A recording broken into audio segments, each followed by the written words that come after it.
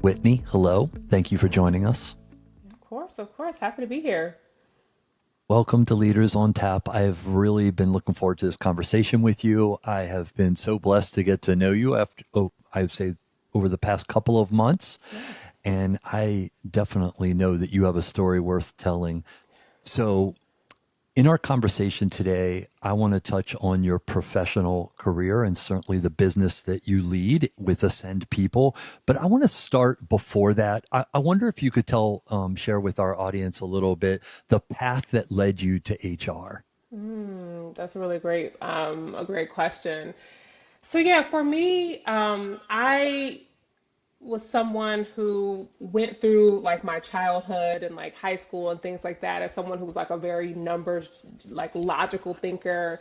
I was always really great in school, and I saw my path being something more along the lines of like finance and accounting and things like that that I felt were just more natural. And I was also someone who liked to be kind of more behind the scenes and had kind of conditioned myself to a identity that was just kind of a little smaller.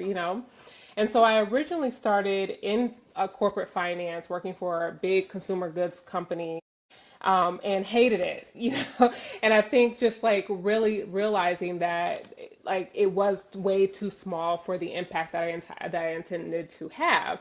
And so I got into HR through this connection of compensation, which is, like the numbers behind the HR that seemed like a very natural fit for me, and just grew my career from there. And so I was able to blend together the things that I felt like I was really, really great at in terms of the numbers and the analytics and the logic behind things, and connect that with the people and the soft skills, if you will. And so with that, I really had a very like meteoric rise very early in my career, where I was in like senior leadership by my late 20s. And so by being able to really understand the business, the operations, the way that decisions are made, and coupling that with the skills that traditional HR folks have around like how do you impact policies, how do you impact like behaviors and things like that through our work, it was a thing that I just realized like I have a natural gift at. And so I just started kind of climbing the ladder in that way.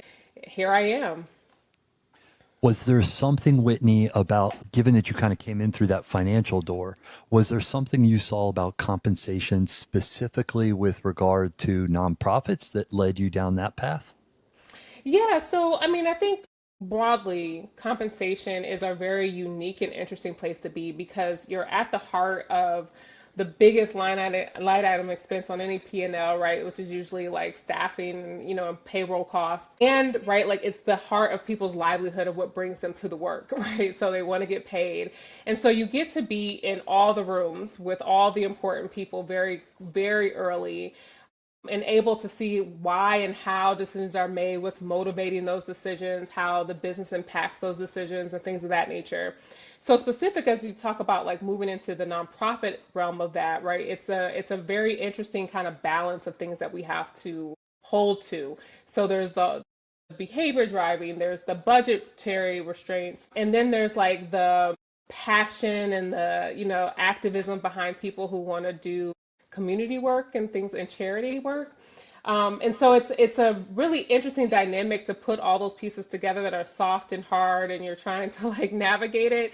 But I've always found the challenge to be like very invigorating, honestly. Like it's a really interesting thing to kind of tug with those different dynamics and say, okay, how do I reach the right balance for this environment versus like what I experienced maybe on the for-profit side.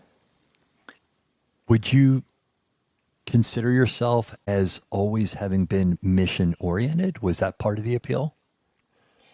Absolutely. I think when I think about it, my first job into nonprofit was actually my first experience understanding this whole world of nonprofits. Like I hadn't really had that deep of experience. And of course, like growing up, we volunteered for things, but I didn't understand the concept of this whole like nonprofit industry that exists. And so, what I do know is that early in my career, when I was working in for profit companies, I felt there was always kind of a little bit of this ickiness that you were feeling. For example, I worked for an asset management company, right, where like folks are being paid like millions of dollars. And like some of the behaviors and things behind it just didn't feel aligned with like my values. And I kept figuring out like, well, why am I not feeling like this is the great place to be, even though I was good at the work? And so when I finally had the chance to get connected with nonprofits and understand this whole world and make the connection that we're not just driving profits, we're driving impact, right? And it made the work, even though it's similar in terms of like my day to day, I felt like there was like benefit to it, right? Like I'm actually impacting like my ability to make sure that these staff members are doing a great job impacts the way that community work is happening, the way that change is happening in our world. And it just made it feel so much better, right, to do those things and even have those kind of hard decisions that you have to make in HR. I want to come back later to kind of what the nonprofit world can learn from the for profit and vice Mm. versa. I think you have unique perspective there. But I'm curious, what was the gap that you saw from your for profit experience, maybe even your nonprofit experience, that made you say, hey, I want to go out and do my own thing here? Yeah, so um, so specific to the nonprofit space, because that's I launched into my own thing from the nonprofit space, and what I saw was that the for-profit space has a lot more money, obviously, right? There's a lot more. It's driven by profits and things like that, and there's a lot more structure, and I think outcomes driven in terms of how even things like HR are handled and managed and implemented within the organization, where I feel like in the nonprofit space, so often, even amongst some of the big ones, because I worked for a very huge nonprofit, it's driven by leaders who are practitioners in the field, right? Practitioners in the industry, but not necessarily like business people. And so there's a lot of like fuzziness and like kind of subjectiveness to the way that decisions are made that are not data driven, that are not necessarily budget driven, right? Like it's just kind of like we're just doing things that make us feel good. And I was realizing that it was impacting the day to day and like my ability to move things forward because I'm just like putting out fires that have existed from not having the infrastructure, not having the strategy behind the decisions, and not necessarily having not only the budget but the business mind, right, to understand how there is like a return on your investment, right, for the work that you're doing in HR. And so I was getting burnt out by just knocking out fires, and I'm like, I want to be more proactive. Like I feel like I need to get out from under the day to day of the work and say, where can I just add value strategically? And so I realized that was going to be the best place for me to do that. I had a very strong perspective that I think, frankly, was informed by a for profit experience, right? That I think that it was important. It was informed by having a finance and a numbers approach to the work that I felt needed to happen. And the only way that was going to happen is if I went on my own and I consulted to these groups rather than being a part of them in the day to day. So tell us, what is it that about what you built in Ascend People that's different? Yeah. So I've had several leaders who have always complimented me on my judgment. And I have an ability to kind of see the forest, and then to see and be able to like bring it down into like the day to day layman's terms, right? The path through the forest very easily. And I can kind of go back and forth between it really good. And I think I have a way of understanding who people are and discerning their motives and their behaviors and the way that they work, right? And so what I've built and what distinguishes us in terms of it, the work that we do is that we bring that judgment into everything that we do. So we don't look at HR as black and white like many of our competitors of like, we're looking at policies, we're looking at employment law. One of the biggest things that we call ourselves is values based. And so we really understand the organization, not only in what they do, what their mission is, who their people are, but what are the values that are driving the way that this organization is functioning.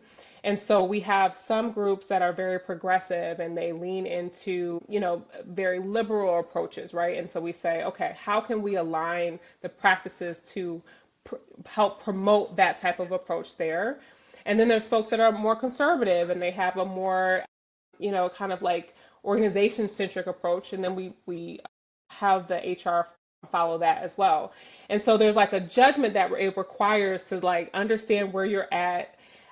And I think also The other piece that I think that stands out for us is that we are like non-judgmental. So I just believe that HR partners best with leaders when they can be honest and upfront about what they want and what their motives are and what's important to them without judgment. And then we can help you figure out like what's the best way to accomplish that or what not to do, right? If you want to do something that I think also stands out for our clients as well. So it's been really fantastic. And I think people who walk away from our work always are like, this has been a great experience. I've never had an experience with HR like this. It doesn't feel like your traditional personnel, department approach. It's really, really a partnership that we have with our groups and making HR kind of central to the work.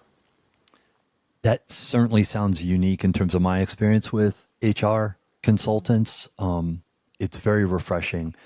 And what I hear in that is an organization in ascend where you are committed to meeting people, organizations where they're at Mm-hmm. for very Exactly. practical reasons to start, right? Let's start Exactly. where your heart truly is to lead here. I'm curious, you're a woman of faith. I'm curious, how does that inform how you have built your business and how you approach that work with clients, especially in the nonprofit space? Yeah, so it has been central to the work that I do. And I think that first and foremost, I'm honored to be a light for Christ in everything that I do. So it is really important that everyone who interacts with me, from my staff to my clients to vendors, contractors that I bring on board, feel that, right? They feel like they can trust me. They feel like what you see is what you get, that I have integrity in the work, that I'm doing this for a good reason. Of course, I'm here to make money, but I don't think that anyone ever walks away from an engagement with me or my firm and like, oh, they're just trying to get money out of me, right? And I feel like that's the Christ-like kind of perspective that I try to bring and that I try to embed in our culture and in the way that we communicate and engage in our work, even for our staff members who are not Christians. So I think that there's a way that I've been able to speak about the message and the impact of Christ in ways that everyone, no matter what your faith is, can take a hold of and demonstrate. And that's my way of sharing Christ, in our work. I think further, we have a lot of clients. I don't think I've ever been in a group or an industry where I've engaged with so many atheists, to be totally honest, and folks who just have vastly different faiths than I have. I don't think ever in my career that I've had that.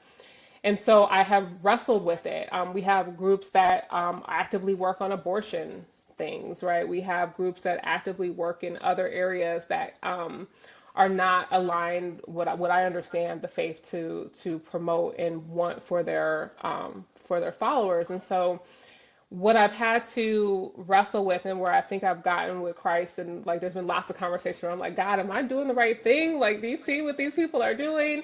And I think what I've gotten is that, Christ was never someone who shied away from people, right? We're all sinful. We all have our things that we have to account for and have to work on and all that kind of stuff. And so I feel like there's a part of me that is like Christ in accepting and engaging with people.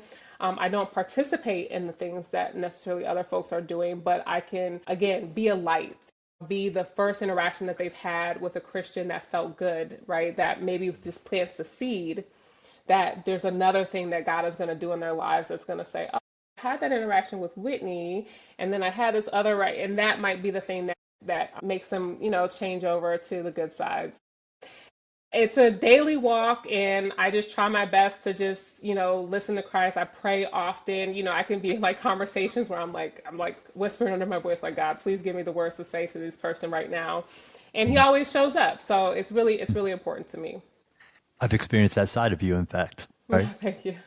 I can think of a meeting where you definitely were discerning and spoke into someone because you felt moved in that moment and met them where they're at. Even as you were saying that, Whitney, I was thinking about the Samaritan woman, right? The woman at the well, and Yeah. how Jesus went out of his way Yeah. to Yeah. meet her there and have that conversation. And then you couple that with the fact that let's start with values is what I heard in terms of how you engage your clients. What a wonderful way to lovingly help shape and move people along to build a bridge to how they think about what God considers most important, right? Which is Right. people. Exactly. That's Exactly. that's pretty cool. That's very Yes, it cool. definitely is. So when you see misalignment or incongruency between the values or the stated values of a client or organization you're working with and how they're operating from an HR standpoint, how do you navigate that with them? Yeah, so I tend to be someone who focuses on the reality of things, right? And the impact that you're feeling in order to affect change.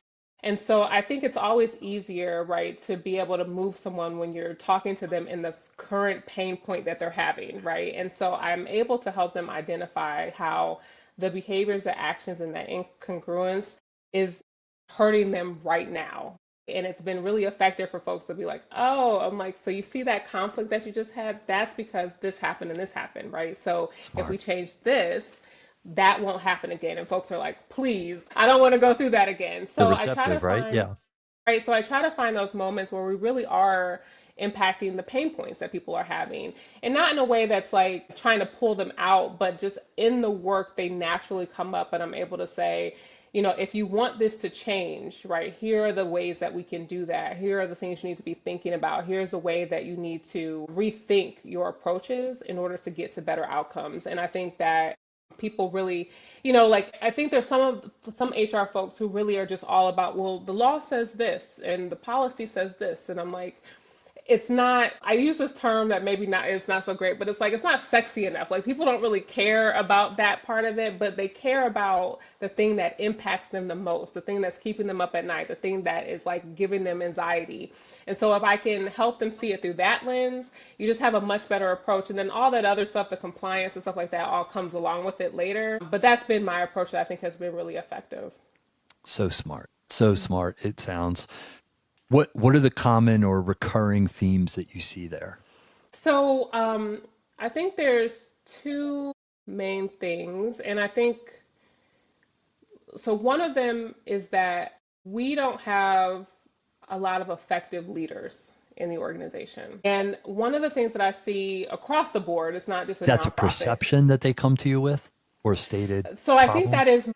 that is a problem that I see with Okay, folks, okay. right? That they may not necessarily know, but it shows up. And so what I mean Mm, by that is that there's a lot of folks who come into leadership, come into supervision, organizational management by being really effective subject matter experts and technical experts in their work. But rarely do people think about expertise in the terms of people management and engaging with others and how mm, to effectively move people to do the work and do it effectively and perform well. Then you layer that on that once they get into that supervisory role, it's very, very limited like training and development for how to be an effective manager. mhm. And it's often, if they're going to do it at all, it's like this one time thing that doesn't really talk about like how do you make sure there's effective adoption of that work.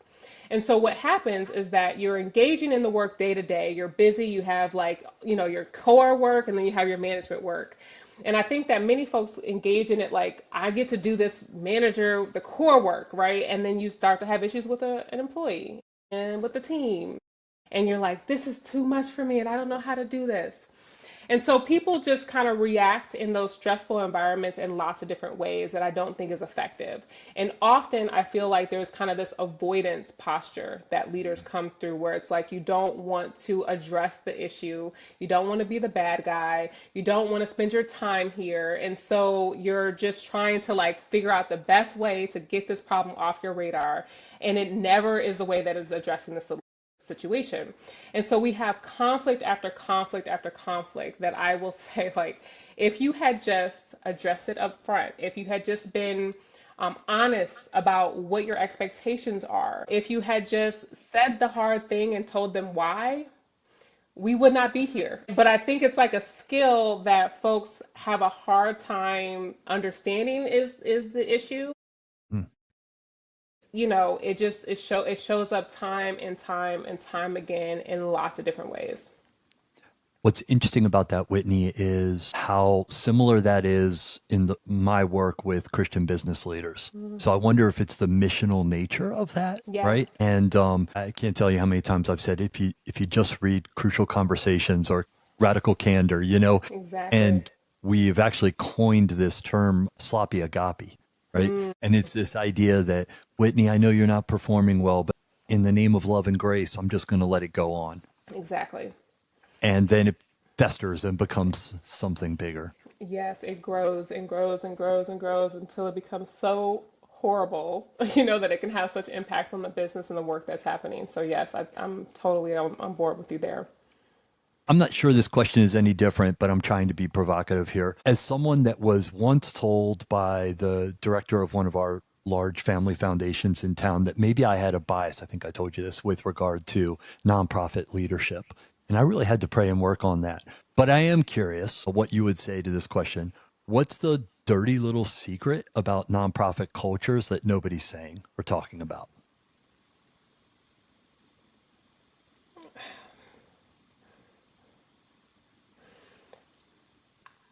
I would say I'm trying to figure out what's how if make sure I can say it appropriately. I would say that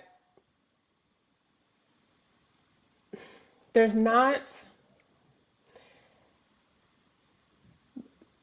I don't know what the right I'm just going to say it and we'll see if it'll come out right. I don't think that there's a true respect and understanding for the money, right? And like that this is not, right? Like we get this money from like funders and however it comes, right? But it's not something that is necessarily earned in the same way that I think it happens in other places.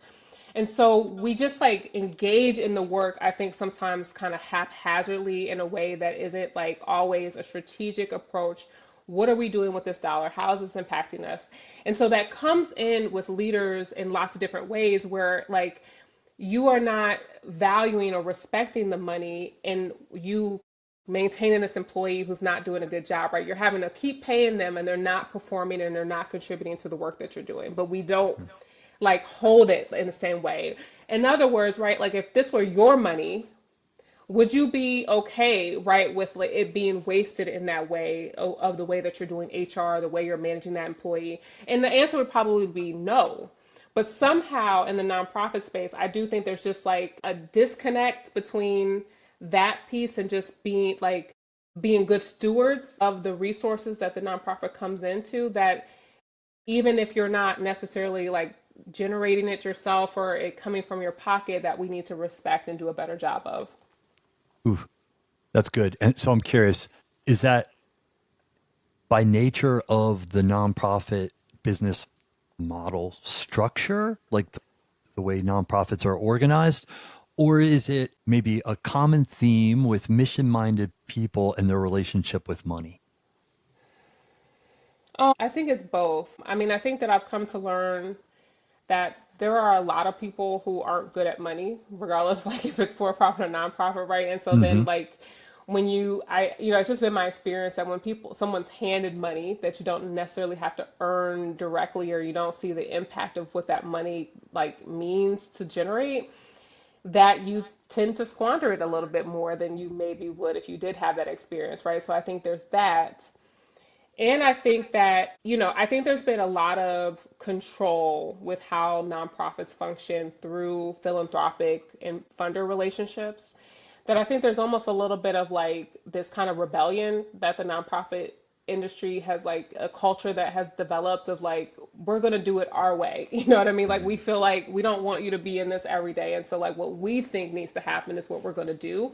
Mm-hmm. That I think it's difficult to like tackle on its own, right, in a vacuum, but I think it is worth acknowledging and beginning to have conversations kind of industry or sector wide about how this is showing up in the impact that this kind of these types of behaviors are having. Everything you just said there strikes me as ironic for an organizational structure that was designed for better stewardship. Is that safe to say? Is that accurate? Right? That's the point of a Yeah, nonprofit, yeah. I mean, I that think that more money there's would go to the mission, right?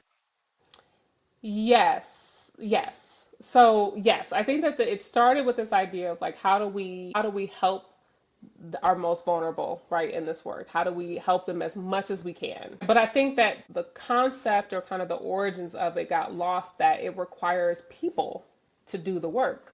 So it's not just something that can happen on its own by just putting dollars out there and then the work is going to, like, there's people who are doing it.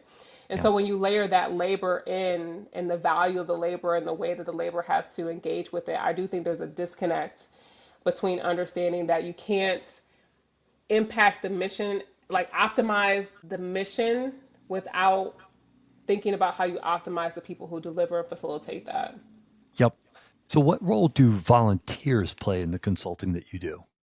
So not much because, volunteers obviously aren't employees and so they aren't necessarily bound by all the things that we do from an HR perspective. But we do, like there are laws and practices that we have to follow related to how we think about employees and volunteers together, right? So for instance, there are laws around like you can't have a volunteer do a job that you have an employee doing or that you once had an employee doing, right? Because the IRS is looking at that as you're trying to get away from paying all the taxes and things that you need to. So we have to think about those and how they show up. And then there's also things like harassment policies and different types of discrimination and things that happen that volunteers are entitled to protections for as well. So Hmm. we try to make sure that they have that kind of stuff too. Yeah, interesting. In my limited experience with nonprofits, one thing, the whole money relationship with money thing is kind of exhausting and mind blowing to me. And specifically when it comes to fair compensation. Mm, And I'm going to speak to this from both the employee side, but also the volunteer side. And it's all rooted in this idea that God's put on my heart that theologically of good work, mm, you know, and whether it's the money or the time piece, paying people for the work that they do a fair amount, which seemingly in the nonprofit world, even as we're so mission minded, we seem like we've got a pass or a card to not do that, including for the leaders of the mm. organization. And then on the volunteer side of somebody steps up and offers to do a little and we just we don't really take into consideration, we just throw a bunch of work at them. We don't really take their true capacity or availability or whatever the case may be, into consideration. That may be harsh. You can feel free to push back, but any reflections there? Yeah, no, I think it's 100% true. In my work, we call it the nonprofit industrial complex, is what they like to call it. And it's basically this idea that, like, in order to do good work, you have to like suffer for it, right? Like you have to just like take as little as you can to do it. And one of the concepts that I like to talk through is this idea that you can do well and do good, right? And so or do good and do well, right? And so basically the concept is that you can still be able to contribute to this environment and help to impact work, and we have to pay people fairly and compensate their labor for doing so. And so I think that this goes back to what we were just describing in terms of how the concept of nonprofit work happened, where there's many caps from funders on what can be used as like general operating or overhead expenses. And there's like this concept that you'll see of like 10 to 15%. And it's like, when you think of like, it's like impossible to be able to do the work that you need to do at that level of overhead. And so what's happening is that nonprofits have to figure it out, right? Because their funders haven't changed that necessarily. And so they're robbing Peter to pay Paul, right? Like they're trying to find all the ways that they can to do so. And it's really difficult. We do a lot of work at Ascend People in compensation and helping organizations figure out what's competitive pay and how to get to more competitive pay for their folks. We are proponents for paying volunteers, right? Like I know it's like a bad, it's a thing, but we talk about like board service. So people who are doing board work as board members, it's a lot of work, right, that they're doing for free. And then sometimes there's like working boards and all that kind of stuff. And so, how can we be thinking more generously around rewarding the work of volunteers and how they're doing it? And are there ways that we can kind of use our existing systems like, the IRS 1099s or contractor support in order to be able to add extra hands to the work and be able to reward that labor with pay? Is there a nonprofit that stands out to you as balancing these things that we're talking about really well? They're both high performing and they're paying people appropriately. And we're in Maryland. Our audience is Maryland. So if Yeah. any,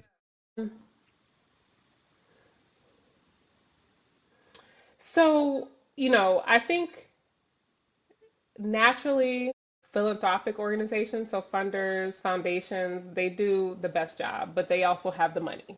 So they're Hmm. the ones that are the source of the money. So we usually will see that funders pay really, really well to their teams. They provide really great benefits and other perks, and folks get to do really great things, right, in the community. So that's where I see it most happening is when those with those types of organizations, and less so, right, with folks that are having to receive the money from the funders, unfortunately. Yeah. One standout there that I've looked to in my nonprofit work, interestingly enough, their former CEO is now our governor, Wes Moore. Do you Mm. know much about Robinhood? Yeah, yeah, yeah, yeah. I'm familiar. I'm just kind of fascinated how they organize themselves. So my understanding is that 100% of donated dollars they're able to say goes to their efforts to the mission. And I understand there's all ways to just not hide things as programs and so forth. I've come to learn all that, Hmm. and but they're very outcomes oriented. You know, they from what I understand, very accountable, truly, genuinely walking with the people that they're awarding these funds to. But they also pay their people appropriately as well. So I think there are good examples out there. That's why I was just maybe hoping to Yeah, highlight. yeah, absolutely, right. And Robinhood is a philanthropic organization, right? And so I think that there's just more opportunity that they have to do those things, and I think that those types of organizations should be doing that, right? And so I think they should be good examples. The only thing that I would just say is that, and I'm not familiar with all the folks at Robinhood funds, but I do think that I've been pushing a lot in the sector with philanthropic clients about how you are trying to support the grantees of your programs, right, with the same opportunity to do that type of thing too for their orgs, right? So are Yeah. there ways that you can be funding them such that people can be paid well, right? That a lot of their money can go to programs, things of that nature.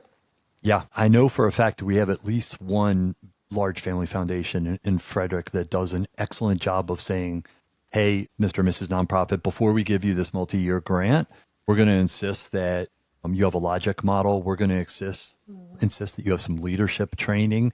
Now, I don't know how much of that is people or HR oriented, Mm-hmm. but I love to see that. It's been incredibly helpful from what I've seen.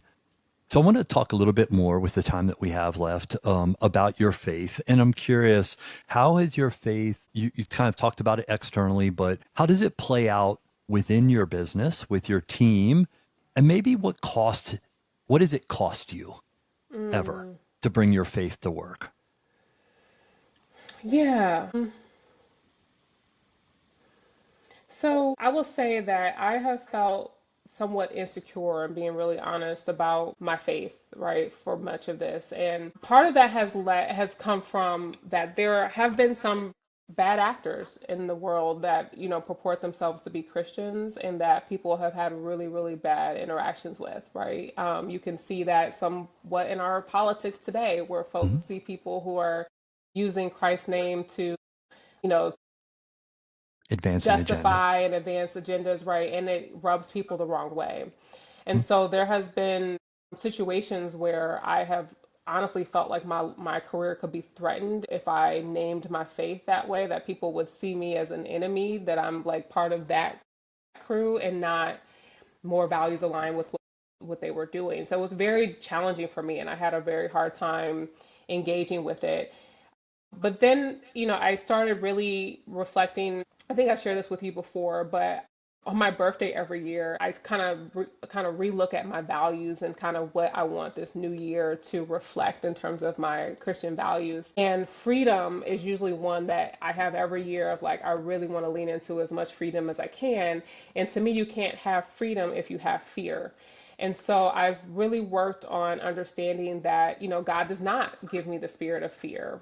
And so by really holding on to my faith of saying, God, I'm going to say the thing that I think you called me to say. And I have faith that you will protect me, you will keep me safe, you'll tell me the things that I need to say to get the message across, and I'm not going to operate in that fear. And so I have really practiced that. And it's been a practice. Like it's like I literally can be in meetings. I'm like, I really want to say this. And I'm like, okay, I'm gonna say it. And I say the thing that is aligned with my faith, or I introduce myself and I'm like, I am a Christian leader, right? And this is how this shows up. And I've been a lot more bold in that, and that's been important to me. And I feel like it's felt really good to be able to do that and to be received well. And so, yeah, all my staff know that I am a Christian, right? Like that I pray, and I tell them when they tell me things, I'm going to pray for you or whatever the case may be. And I think people see it as me genuinely being a good person and wanting the best for them, and not necessarily an agenda that I'm trying to like, Bible bash over their heads. I do think that the challenge is that, yeah, I mean, there's a lot of practices and behaviors that go against my faith. There are things that I see that I know are not of God, and I can understand why they're not doing well, right? Where they're not, they're not fruitful, they're not right advancing in ways that they should be, and I can see it. And one of the lessons that I had to learn early is like, it's not everything is my battle, right? And sometimes I've been someone to argue things down, like you're not doing this, that's why this is happening to you. And I've just sat back and said, God got this. And I think he's had to tell me a couple times, like, I appreciate you, but I got this, right? Like, you're not the savior. I am. And so I have, humbled myself, and I put myself in my rightful position as a daughter to pray for folks and to, see the thing and ask God how he would like me to be in this situation that I'm seeing and experiencing, that I feel like I know the answer of why things are happening the way they are. And I let him deal with it. So that's kind of my approach now. And, you know, I just kind of do it that way. Thank you. Thank you for sharing that. And that is definitely what I've observed as I've gotten to know you. So I love that. And it can be tough as a Christian. And the Bible tells us as much, right? That we should expect persecution. Little did we know that in certain cases it's coming from, the actions of other supposed followers of Christ or whatever. So it takes even more courage, right? Mm-hmm. Yeah. For a variety of reasons. And yet I'm sensing that as that freedom has become a stronger muscle for you over the fear, that you're feeling the reward of that. I'll call it obedience. Is that okay? Yeah, absolutely. Yeah, that's Yeah. exactly what it is. And even in that obedience is freedom, right? Like you take that little Yes. step. Exactly, exactly. Yeah, I mean, I think that's the right word, obedience. Yeah, like it's a muscle, and I think that God, like sometimes I felt him, just prompting me, just say like, just give me a try, right? Just give this a try to do it this way. Like, don't worry, and I got it. And it's like those little promptings that you do it, and you have a little more confidence the first time it works, and you're okay. But I also think like one of the things that has helped is what I described earlier, was that like I have been intentional to be a consistent light for Christ in every interaction that people have with me. So it made the conversations, the places where I might have experienced persecution otherwise, less likely, because they already saw that like I wasn't a bad character, right? I wasn't a bad Hmm. actor in this. And so I think that's also some of the things that I think God has been showing me, like, listen, like, you've been a good steward of this, and I think that like, there's a place for me because of that, in the way that I impact God's kingdom and bring souls to. So and these are my words, not yours, but so as your business is literally preaching and practicing values alignment and congruency, they see it in you, Exactly. even as those values might not even be their own, right? Exactly. That's pretty Exactly. I cool. love that. Yeah. Yeah, That's very cool. absolutely. Being a consultant and running a business both take a lot of, it require a lot of pouring into others.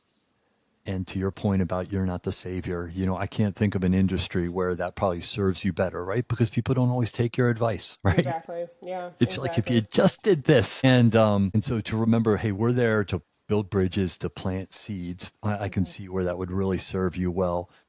What does Whitney's soul care look like? Whitney Soul Care. Yeah. How do you take care of yourself in that regard?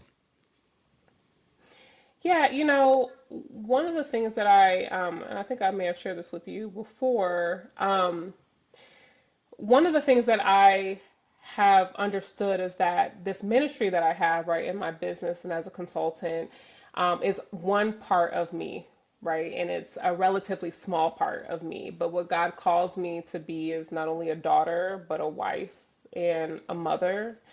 And so one of the things for me is like, I'm not wrapping my identity in being a business leader and being a consultant. My identity is in Christ. And so that is very rewarding and it's very like freeing, to like that I don't get caught up a lot in the ups and downs of business or the tough conversations that I have or some of the challenges that come along with this work. It's like it's just a small part of me, and like God has a plan for me, and whether or not this particular project or client comes through is not going to change the trajectory for the will of my life. And it's really helpful from a soul perspective that I don't get caught up like most people who interact with me. It's like you're so calm and you're so like you don't let anything affect you, and I'm like, yeah, because like I know whose I am, right? And so I don't have to worry about all that kind of stuff, and I get to live free and enjoy life and enjoy all the like the good moments and the small moments. And I wake up and I'm like, thank you, God, for that, or thank you for that response, or I can see like a direct feedback to the prayers that I did and the way that things show back up, and it really feeds my soul every day. So that's just what's been really helpful for me. Thank you for sharing that. And Whitney, only to the extent that you're obviously comfortable going there, I sensed there was a point in your life where before maybe Whitney actually carried a lot of this stuff Mm-hmm. and then something changed. So I don't know if that was your faith or something else, but are you willing to speak to that a little bit? Yeah, I mean, so my faith in God has not always been this strong, and I would probably say that it's most strongest in the past few years. But I have had ups and downs in my relationship with Christ and understanding what God has for me, and it's been a struggle, right? You engage in this world as a young adult, a kid. I lost my father when I was a teenager, and it was a huge loss for me and my family, and one that I struggle with understanding why God would do that to us. Why would He take that? And it was such an impact over our lives. And so I think that for many years of my 20s and feeling like I was figuring things out on my own, not understanding the why behind things, that was difficult to engage with. And I had many nights where I cried out to God or was very angry with God about why. And I decided I would rebel and I would say like, this is, you're not working, you're not helping me, you're not this, why would you want to see me suffer, all of those things. And I struggled for a very long time. And I think that it kind of came to a head where I think God was like, I hear you, I see you, I'm not leaving you, right? But I'm going to let you do your own thing, but I'll be here when you come back, right? But you're going to have to feel the effects of doing your own thing. And those effects were strong, and I was like, oh my goodness, like I've come, like this is too much for me to bear. The decisions that I was making, the relationships I was having, just how I was feeling, day to in deep depression, debilitating depression. And I literally was like, God, I've had enough. I can't take anymore. So like I don't know what to believe, right? Because like I haven't had the best relationship with you over time, but I know that, without you, things have gotten too rough. And so let's try to build this up together. And I feel like that, that submission to him, albeit small and little and maybe with a little bit of rebellion, he took my hand and he brought me in, and he like transformed in a matter of like months of like my mindset and my soul, and taught me all different types of things about my life. And I was able to see the manifestation of my relationship building with Christ and how my life was changing to the point where I haven't, like, I used to literally, David, have like, I couldn't get out of bed. And it was daily for years that I would have this deep depression. And I have not experienced a single bout of depression in at least 5 years, not a single bout. And so it's like that deliverance that God provided me when I just like submitted to him and just said, I need the help. I need you. And he helped me. And it's been really amazing ever since. I can't help but wonder, Whitney, how God has or will continue to use that part of your story as someone that observed God use that part of your story Mm-hmm. in a meeting for which you were the only woman in the room. Mm-hmm. And you got to identify, and speak truth that I think nobody else in the room could have. So I want to go there for a second. I know that one thing that makes your work a little bit unusual is that being in a nonprofit space, you said you're largely working with female leaders. Mm-hmm. Yes. So we've talked about this, but I'm curious, what what is one thing that you think male leaders need to understand better about the landscape of leading from a woman's perspective? Hmm.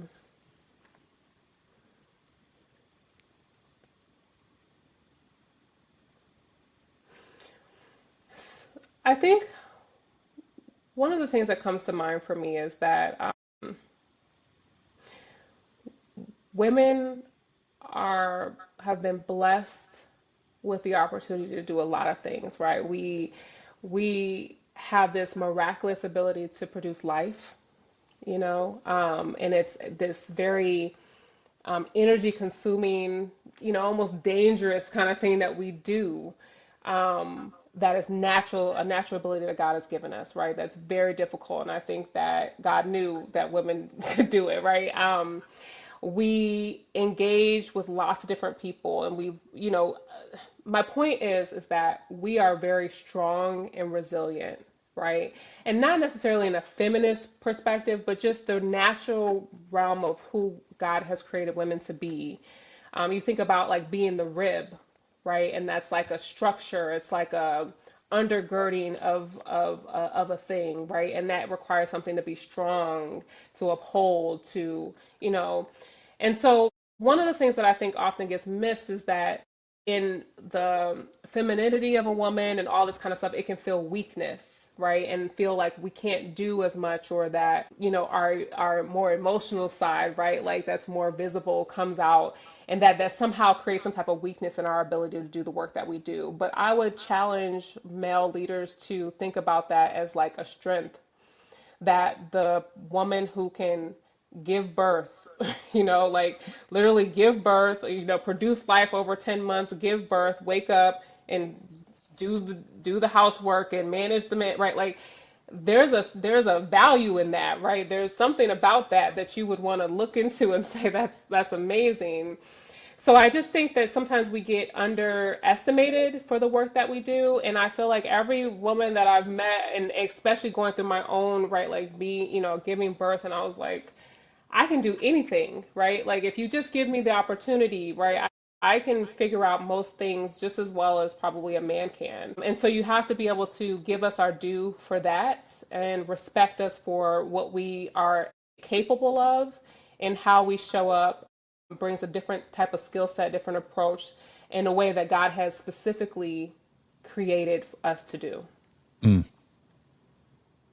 I feel like I blindsided you with that question, and knowing that you largely work with females, I'm just so grateful for your response to that. That was beautiful. I love the rib metaphor, and as you were talking about, the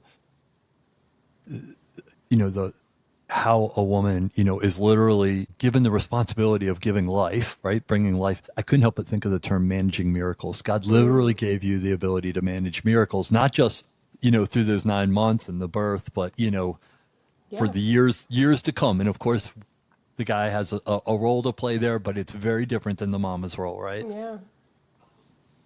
And, I would just add to what you're saying there that in working with Christian business leaders in my post corporate life, one of the most shocking things to me and sad things has been that even in the context of Christian led organizations, oftentimes how women will get to a place 30, 40, 50, 60 years old where they're living from the scars. Like they've got these scars from living these two lives. One that they know is accepted. And I'm speaking often to male dominated industries, financial industry and so forth. And one, the true woman that God made him to be. Mm-hmm.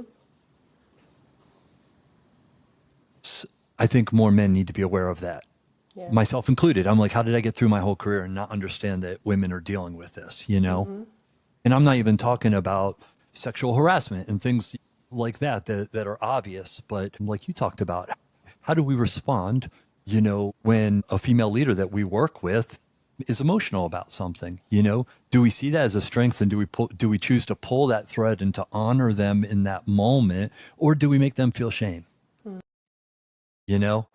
I think So a point that I wanted to just raise about that exact thing that you just mentioned. So my husband is in the military, and he had shared with me, which I think was an aha for him, was that there was a research done around female and male combat soldiers, right, who and what they experience, and they showed that women in high stress situations that are natural responses to be emotional, to cry and to get it out, but it wasn't something that prevented us from doing something. It was almost like regenerative, right? It was like we had to get it out, and somehow that is what like propelled us to be able to perform just as well. And when they compared it to male combat soldiers, right, where a lot of it stays in, right, and there's anger and kind of like internal stress that happens, that they performed worse, right, and kind of in terms of like sustainability than women did. yeah, And so he was just reflecting that like some of that emotion that sometimes feels it's very different for men to be able to respond and to understand it, but it's actually kind of it's like a regenerative thing for us yeah. in terms of the way that God has created our emotions to support the work that we do. So I just think that was a really interesting thing that helped me put that into perspective that I wanted to share. Yeah, and that highest and best as a response is probably going to look different for a woman than it does for a man, Exactly, right? exactly. Yeah, I love that. So, just one more question about for-profit, nonprofit, and then I want to kind of start to look forward with you. But what do you see nonprofit leaders doing well, and specifically around culture that you think people in the for-profit space could learn from? Yeah.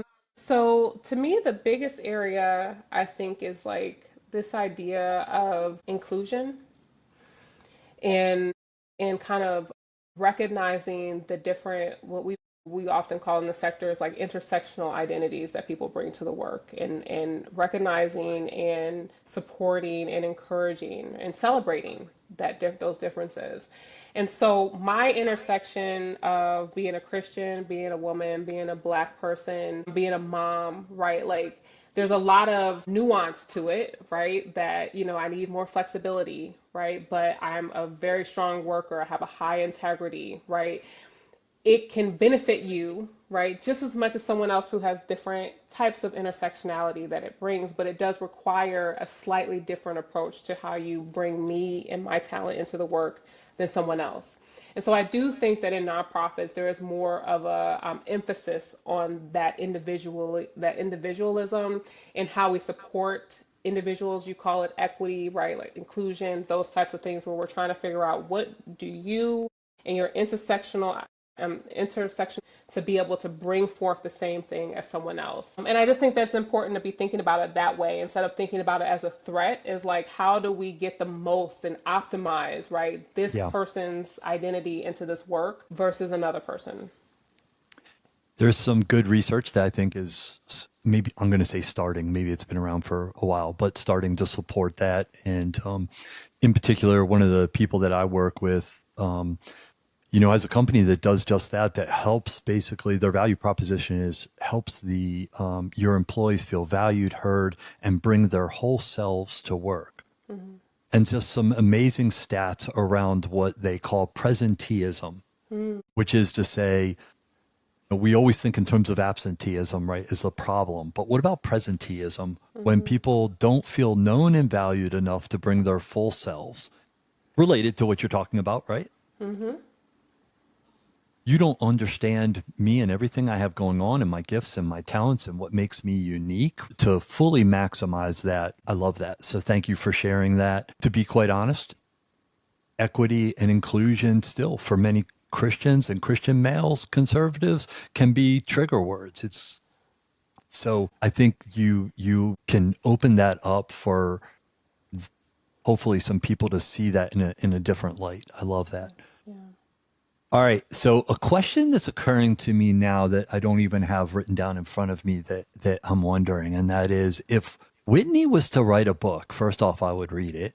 But if you were to write a book, what would the title of the book be and what would the next chapter be?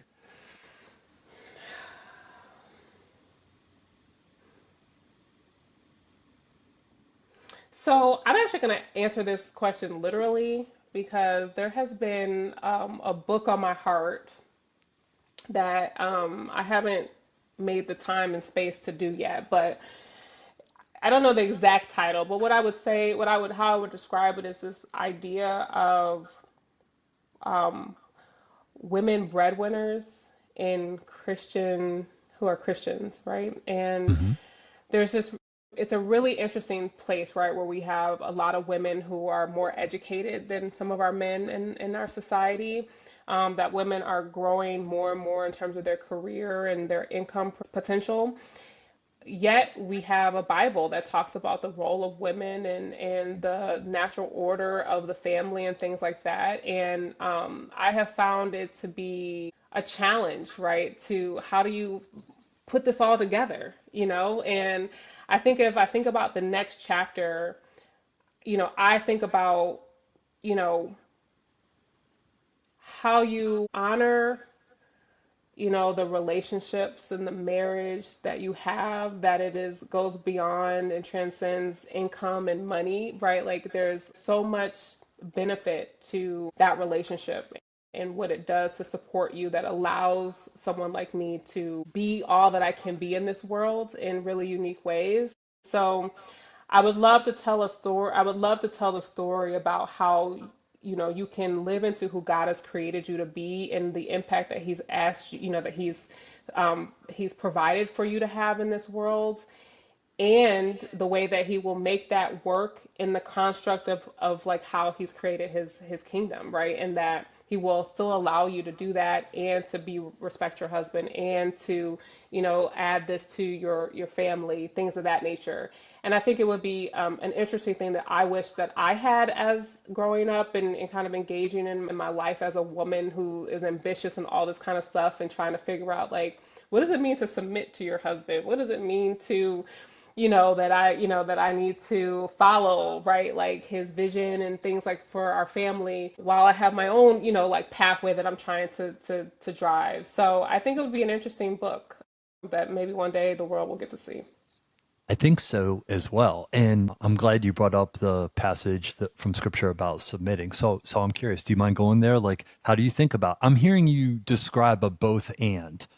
There is a way Yes. to be step fully into the role that is being a wife as you understand it as a follower practice of Christ, and to be the breadwinner, which honestly, when you say it like that, it was like it kind of feels like duh, but I know for a lot of people that feels like those don't go together. Yeah. Is that the idea?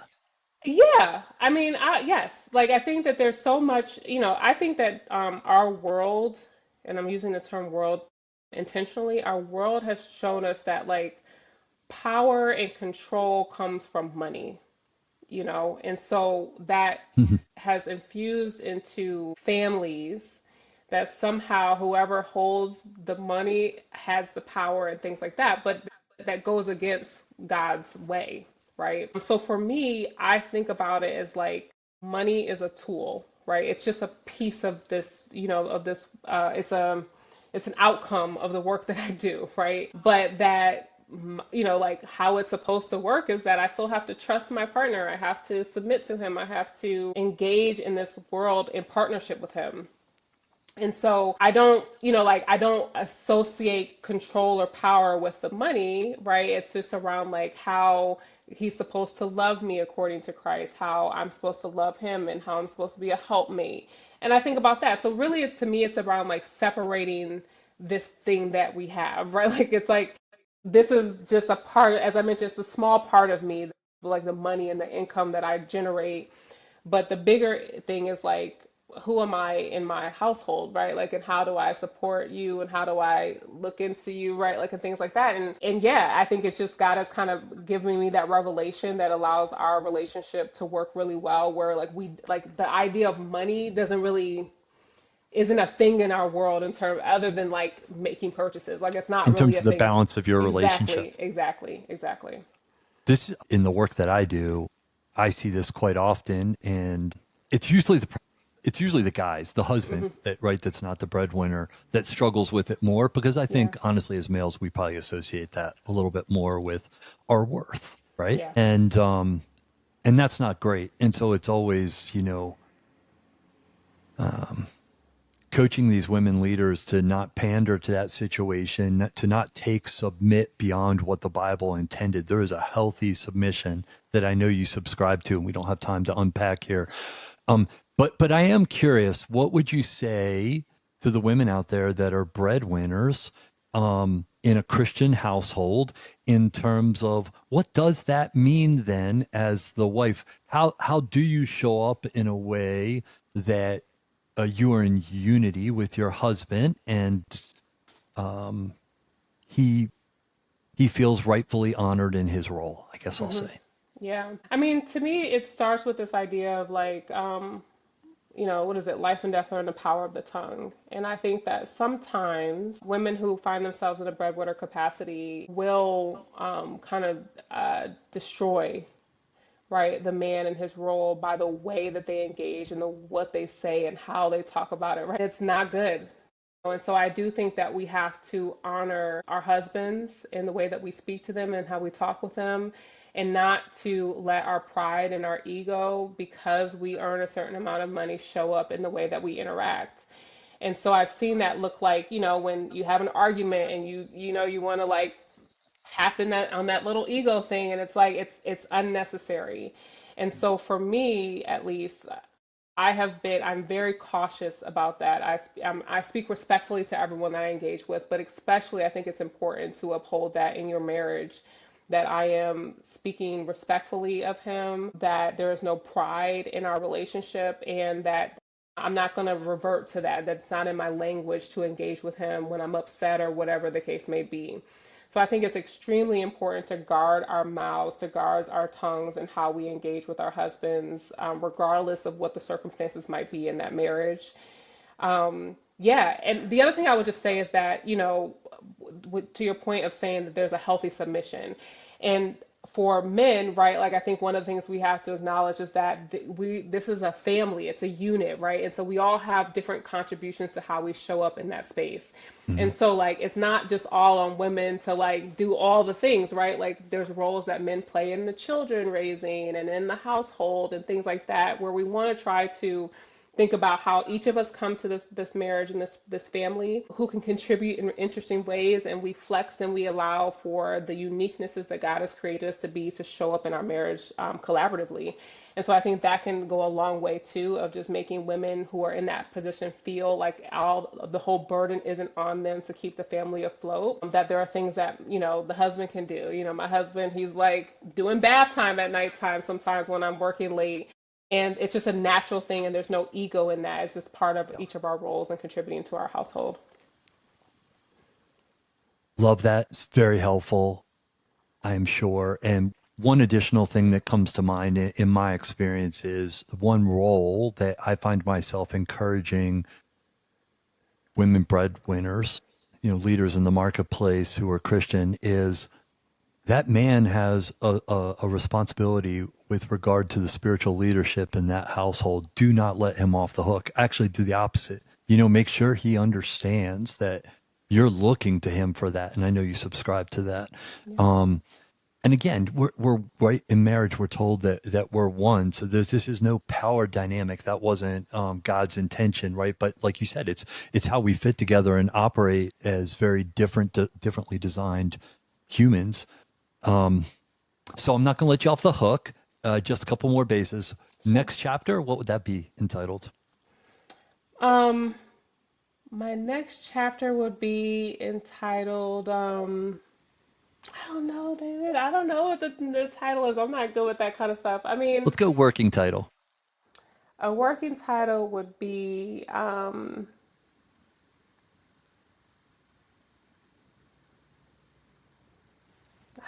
know.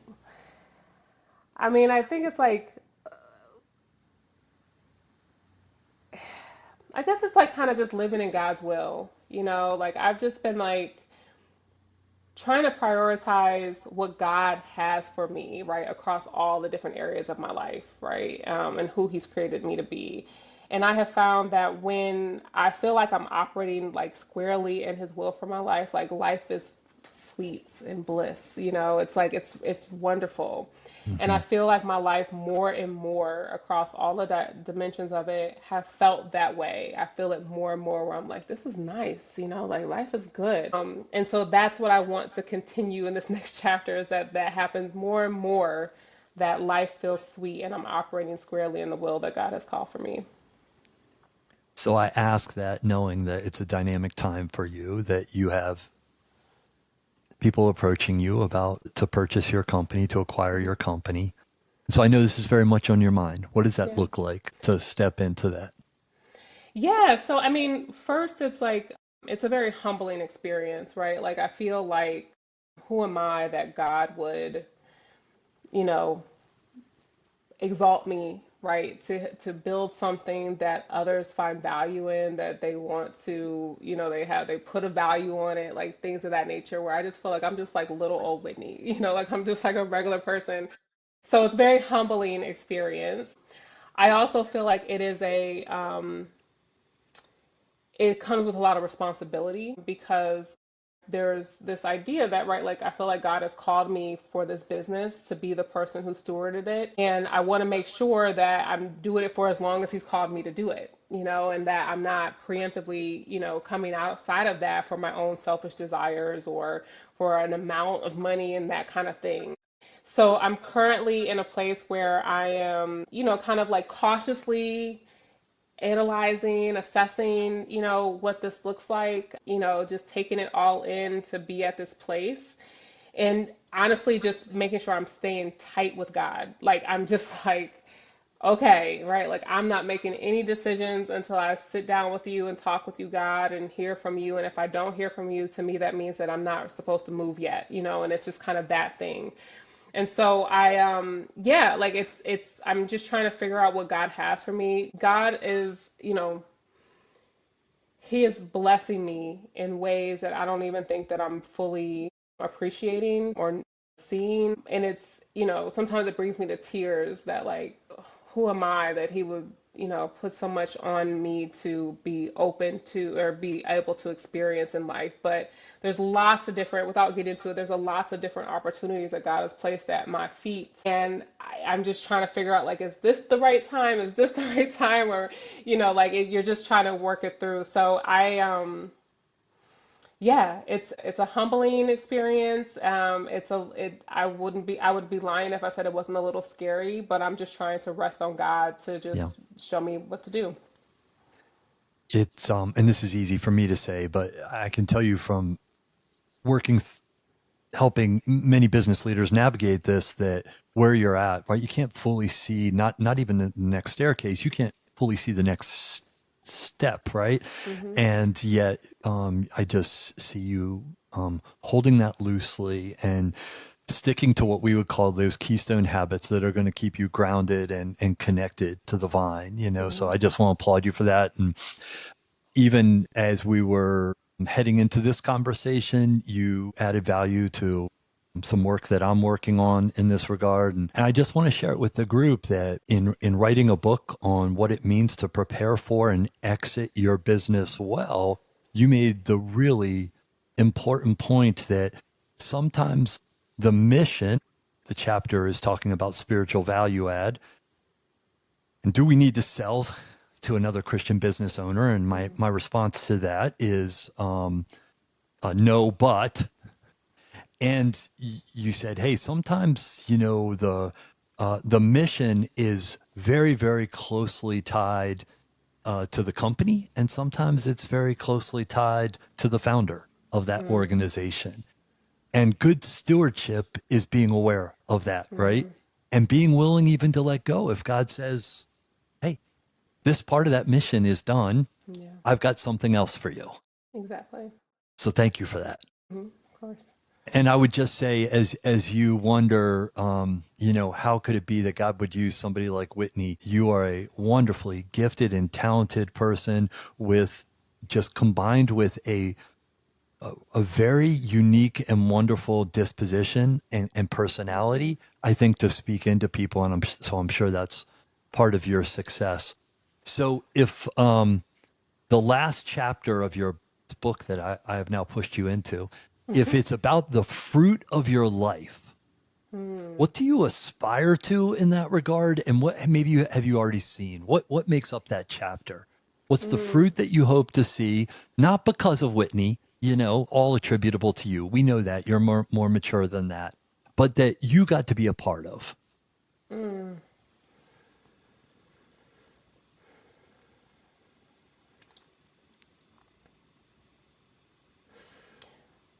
So it is like the truest blessing to be able to like see yourself the way God sees you. I wish for everyone that they would get to experience that, to see themselves the way that God sees them. And so I feel like my contribution to that fruit is being kind to everyone, sharing as much as I have figured out about life or things that are happening as freely as I can. And that it's like I'm giving you as much as I can for you to get to have that experience for yourself too. So I feel like that is like undergirds every interaction that I have with people, right? That I'm very, very supportive and encouraging of people, that I don't lean on judgment. I don't try to like point out the flaws and the negativity. And I think most people who engage with me would say that that is true. And so that's what I hope, you know, yeah, that's what I hope that people will see. And I think that there are some people who have seen it, that I've had even some recent experiences with a close person where I was able to just speak into them like, God sees you in a different way, and like, I want you to figure out how you can feel that, because once you feel it, it will fundamentally change who you are and the way that you engage in the rest of this world. And I think it's a blessing. And I hope that people can experience that as much as possible. So beautiful. It has occurred to me numerous times in my work with Christian business leaders that oftentimes the ones that struggle to live out their faith boldly have not personally experienced God's grace at a deep enough level. Mm. And so as I hear you talking, I'm like, oh, man, that's somebody who just wants to help others, who wants to deliver through grace, you know, and give them a taste of that grace and love Mm-hmm. that's been afforded to them. But if we don't know that, Yeah. right? If we don't know, I met somebody one time. I like this, don't like it, but who would introduce himself as God's favorite. Mm. And you can imagine, right? Like the Yeah. Bible talks about that, but and yet, right? We've got this ceiling on how we think about how God thinks about us. Mm-hmm. If you only knew, Yeah. if you only knew, you would be much freer, you'd be much bolder, you would love better, you would be able to forgive better, all of that. And so I just keep coming back to that as key. And so to think that that's what you hope for. Most people will say, well, they'll talk about specific things, but you're a multiplier, my friend. Oh, thank you. Yeah, for sure. Thank All you. right. So before I let you go, I want to ask if when someone closes down their app or finishes watching this on YouTube, what are a couple of things you hope they take away from our conversation today? Mm-hmm. Yeah. So I think on the nonprofit side, right, like I just wish that people who are either in the nonprofit space or engage with it, or will engage with it, would recognize this as it's a very large and impactful industry and sector, right, that requires the same intentionality and strategic thinking and all that kind of stuff that our for-profit counterparts do. And so I think for folks to be thinking more thoughtfully, more in depth around how can we improve this sector to have better outcomes for our communities and the people that we serve in this world. I also would like people to walk away with, and I think this is selfishly, that like HR is a fundamental part of business, and that we're not just an ancillary or a support or this thing that people hate to do, but when done well and when really thought through thoughtfully, it can have a huge impact on the way that an organization gets to impact their mission on the bottom line of organizations. Like it is very crucial. And so it's been one of my missions to try to like change the narrative of HR in that way so that we can have more impact. And then the last thing is that, listen, God is real. And I think that we are seeing in this world a lot of crazy things that are happening. And I think that not trying to, not encouraging people to be in fear of that, but I pray that people would lean into God in these uncertain times and that it is crucial for you to be grounded in Him. And it will help to be able to navigate the ups and downs of this world that we experience, the challenges that we go through.